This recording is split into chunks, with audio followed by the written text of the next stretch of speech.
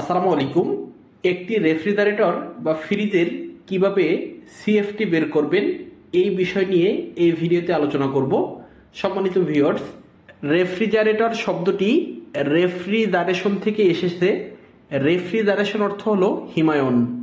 হিমায়ন হলো যে পদ্ধতির মাধ্যমে কোনো আবদ্ধ স্থান বা কক্ষের তাপমাত্রা তার আশেপাশের বা চারপাশের তাপমাত্রার থেকে কমিয়ে রাখা যায়, তাকে বলা হয় রেফ্রিজারেশন সিস্টেম বা হিমায়ন সিস্টেম।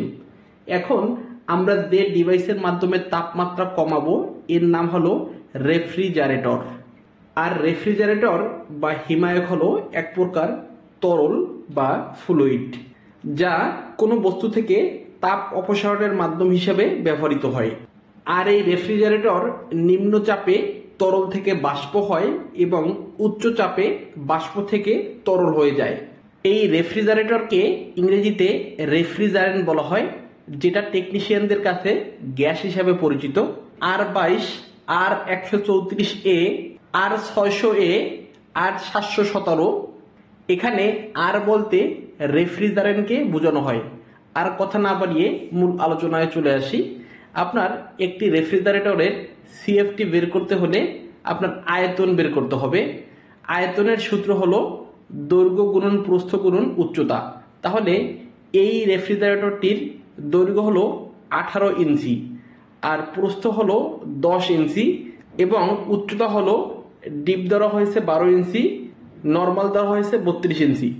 দৈর্ঘ্য গুণন প্রস্থ গুণন উচ্চতা তিনটা গুণ করলে হয় 7920 ঘন ইঞ্চি। আমরা জানি এক সিএফটি সমান 1728 ঘন ইঞ্চি এবং এক সিএফটি সমান 28.31 লিটার। এই সিএফটি এর ফুল মিনিং হলো কিউবিক ফিট। তাহলে 7920কে 1728 দিয়ে ভাগ করলে হয় 4.58 সিএফটি। এই রেফ্রিজারেটরটির আয়তন হবে 4.58 সিএফটি।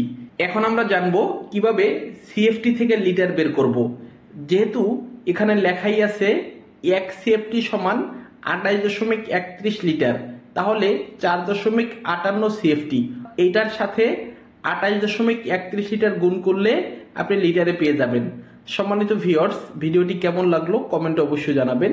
নিয়মিত এরকম ভিডিও পেতে আমাদের ইউটিউব চ্যানেল এবং পেজের সাথেই থাকবেন। ধন্যবাদ সবাইকে। আসসালামু আলাইকুম।